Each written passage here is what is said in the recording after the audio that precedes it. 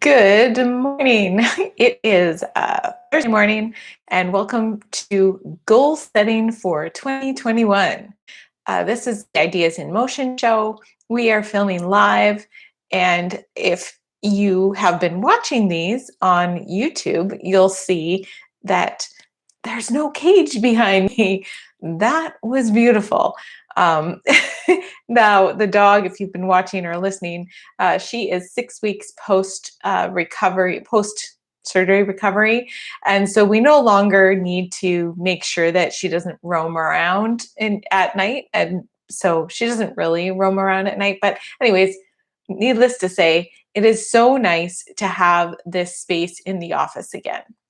So, I'm going to get down to this episode topic, goal setting for 2021 specifically. And, there's usually about 3 times that we'll go into goal setting. The first time is usually like the first part of the year. The second time is usually like right about right now, 6 months into the year. And the next time is usually September, which is the unofficial new year. So, usually, from my memory and the way I've always done goal setting, is it's very, very difficult when things are constantly changing and shuffling. But things constantly change and shuffle in your life. So the very first time I was introduced to goal setting, I was introduced to it in a very unique way. And you've probably heard of this before, where you take, 10 to 12 topics of your life and you score yourself from, 1 to 10. You look at you feel about those certain areas in your life, and then you go ahead and look at that, and the low scores are things that you should bring into your priority for improving them if you want to improve on those scores. So then the next step is to take those priorities and write a list of 10 goals. 10 goals. And then you write them in SMART goals. And if you're anything like me, this leads to this great big goal list that's like a lifetime achievement goal list rather than something that you can actually do in that 28-day frame or that 30-day frame. And it becomes very, very frustrating to not hit those targets, not hit the goals month after month after month, and then go back to the exercise again in 6 months and realize that you're exactly where you were when you started. And it's just a very difficult way. So I started goal setting differently, basically, when I hit a wall. You may have seen that story on a previous episode where I had this massive like hormonal shift where it just kind of brought my body into a state of breakdown, so to speak. And I needed to like really rest and recover so that I could bring my state of mind, body, and purpose back to a spot where I could function again. Now, I'm very, very fortunate that it was not something that was long term. I learned how to recover and settle down my nervous system naturally, with just kind of taking a look at the things that I was consistently setting myself to overachieve, working too hard on my business, working too hard on my fitness, doing things that were causing cortisol. And oh wow, look, there's a pandemic. So there's things that we can have in our lives that are stressful, that we can control that type of stress, and then there are things that are not stressful. And there's always going to be these seasons of shifts and change in our life that even when we're ticking along and we're hitting all the targets and hitting all the goals, it's like whammo, and it throws you way off base. So I found this system and I've been sticking with it, and I'm going to share it with you because I feel like it works a lot better for me. First off, I love the exercise when you imagine your perfect day, okay, in your perfect life. And that's a great exercise to go through because it kind of gives you an indication of where your alignment is today in this moment. So you might like do your whole imagination of your perfect day, and you might realize, oh my gosh, I'm in the wrong career. My life will not look like that in 10 years or 5 years or 2 years if I continue on my path. It can be dangerous because it can spill you off into making goals that are, really difficult to reach really quickly.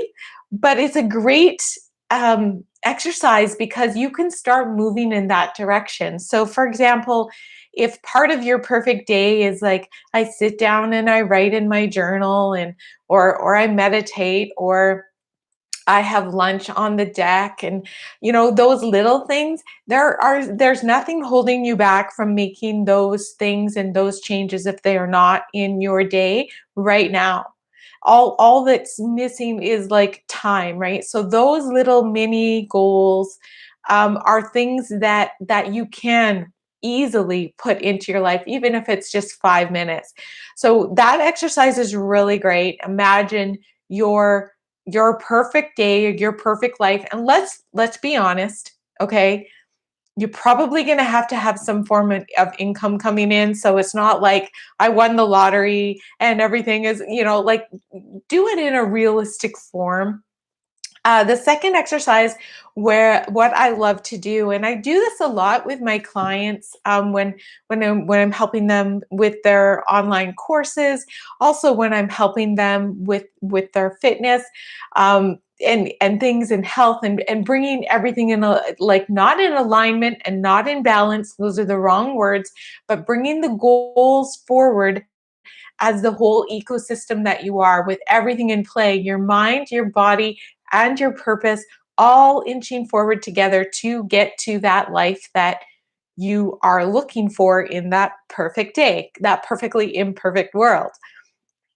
But I love the exercise about where you are going to be in 1 year, especially if you're looking at making a change, making a career change. That's very, very in the, in the atmosphere right now. Our jobs and our purposes and everything has kind of taken a big shake and stir.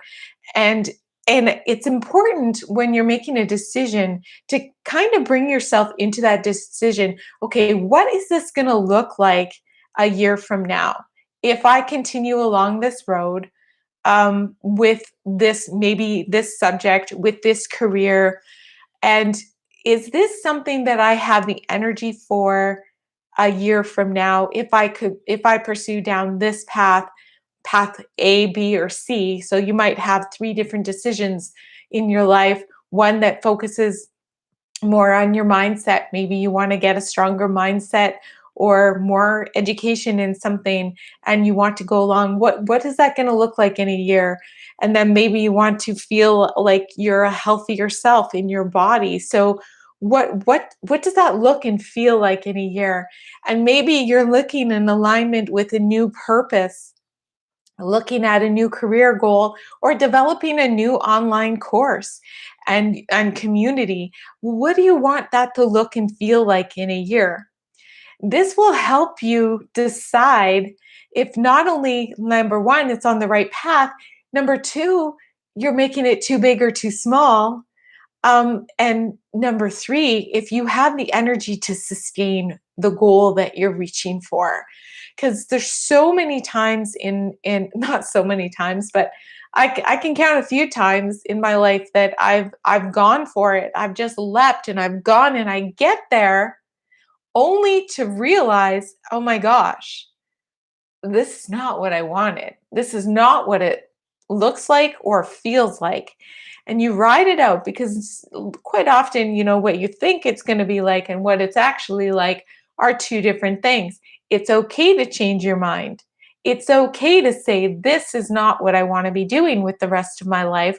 It's okay to say, this is not what I want to be doing 5 years from now. And so that exercise where you imagine where you're going to be a year from now, I feel like that's a very, very important one to journal, and just no judgment, just free write all the things that you want to happen before you start setting your goals. Now, I think that it's a huge stretch to bring ourselves to make 10 goals and expect that we're going to achieve all 10 goals if you're a high achiever. I mean, achieving a goal like, drinking a glass of water every day before, 8 a.m. Um, is a pretty easy goal to achieve. That's one that you could probably knock out of the park and get that habit in your body in like 10 days or 28 days. But a goal to bring yourself to a certain, say, state of income or a state of health, like continuing to tell yourself, I will weigh fill in the blank by this date. and then and then maybe your body doesn't agree. you know Maybe you're doing everything that you possibly can, you're doing all the studying, you're doing all the nutrition, but there's this little piece of stress in your life that is not allowing your body to release. This last year has affected us in so many different ways, and now we have this newness, right, of everything opening up. And with everything opening up, there are always going to be new triggers, new thoughts, new processes, newness. And we've never been here before. And we're all here at the same time, and everybody is reacting a little bit differently. So it's really, really important to like just really be kind and gentle on yourself when it comes to making things expectations that are bigger than what you can. I want you to have wins. I want you to feel the success. So I am challenging you to do this a little bit differently. I'm looking at three categories, three, not 10 or 12, just three. One for the mind, one for the body, and one for your purpose. Now, in the mind, that has to do with mindset, education. It's all things, but just pick one thing. 28 days. What is the one thing that you want to bring into your life and do more of? And how are you going to do it? Right? That's it. The second thing is body. Body. One thing that could be, you know, getting better or tighter at your nutrition, eating more whole foods. Getting better and tighter does not mean getting on a restrictive diet. It means nourishing your body. Maybe it means moving your body. Instead of working so dang hard, get up, peel yourself away from the work and go for a walk. Because the third thing is purpose, right? And I know a lot of people that I work around, a lot of people that we're hard workers. We're working on a dream. We're working on bringing our all of our stuff online. We're taking care of our families. We're taking care of our dogs. We're doing all the things for all the people, and we're leaving our bodies out of it. A lot of high performers will do this when they're in the zone of making something work. Maybe you have a goal for your business. And what happens is these things, it's not balance, it's these energy shifts get out of whack. So, what is the one thing that you're going to do that involves purpose? Now, purpose doesn't necessarily have to mean work. It can also mean, what do you need to bring back as a piece of your purpose? What is something that lights you up? Maybe it's art, maybe it's acting, maybe it's speaking, maybe it's writing. It doesn't necessarily have to mean money. Money is not necessarily attached to purpose. A lot of times we're like, what is my purpose? Your purpose is with you from the moment you were born. Your purpose has always been there in no matter what type, shape or form. And I will do a whole episode on that if you would like to talk about that. But so you take the three categories, three intentions in 28 days. And that's it. You just focus on those three things. Now, as we're struggling with all of our routines and the seasons of change, in our being, in our age, in our surroundings, in our atmospheres, like when I'm talking about atmosphere, I'm talking about your environment. There's always going to be things you can be ticking along and something is going to happen guaranteed. You saw it happen to me just a few episodes ago. I was getting ready to start running with my dog. I bought the leash. We're ready to go, and then she gets an injury. So what am I going to do? Do I just abandon all activity? No, you make adjustments for that. So doing it this way with just 3, you're able to easily see what season you are in at the top of the month, and then you pick one thing. If you haven't mastered by the end of the 28 days, and you have, or even by the end of 3 or 4, you can pick a new one. It's about getting these habits in to move forward with mind, body, and purpose. I want to make sure that I get everything. The consistency is in the adaptation and recognizing the change and adjusting where needed. So that's the consistency secret. When you look at people that are able to have like this quote unquote perfect life where they always seem happy, they always seem successful, and they always seem to have time for everything. But from the outside looking in, it looks like they're always busy, but they're always happy. So they may look busy, but they are doing the things that fuel their soul and that is right for them at this moment. So in this moment, you might be currently able to do more or less of something. So you can make it smaller. You don't make your expectations smaller. You still expect for yourself to show up for yourself. But sometimes you need to make your time chunks smaller. Sometimes you need to adjust something. For example, if you got your health and wellness and it's all in check and you work out for an hour and a half a day, collectively, maybe it's a couple of walks a day, but you're really lacking on that project that you want to get done, to maybe it's a blog or a writing or a piece of content that you want to do, or a course you want to build, and you just keep getting up after the end of the day, and you've worked for everybody else, all your clients and everything, and you still did not have time to work on your dream, your purpose, or that project that you're doing. Well, maybe it's time to borrow some time from your exercise time. And I know that sounds like everything against I'm saying, where you say you need to move your mind, your body, and your purpose together. But if you're not doing anything for your mindset, like whether that be, journaling or meditating or learning or just settling, whatever your mind needs to do,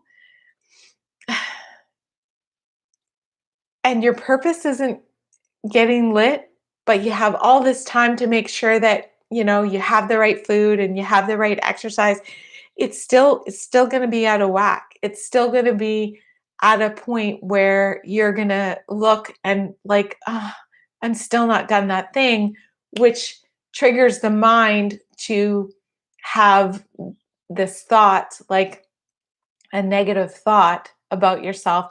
There's nothing worse than letting yourself down, right? So then you would borrow, say, okay, for this next 28 days, I'm going to take 30 minutes off of my exercise time, and I'm going to pour it in to this project that's been sitting on my desk for a year that I keep saying that I'm going to do and I'm not doing, right? So you just take that 30 minutes, it's the same amount of time, and you put it into then, and you make your workouts shorter and more intense. And then if there's extra time at the end of the day, indulge. But you can at least walk away from your desk knowing that you've lived into your purpose, that you've done what you needed to do. And whether that's art, writing, a business thing, whatever it is, there is something that gets slated off the side of the desk if you are someone that has clients and you're people pleasing. and you're, high performance and you're working towards a dream with an idea in motion, which is what this show is about.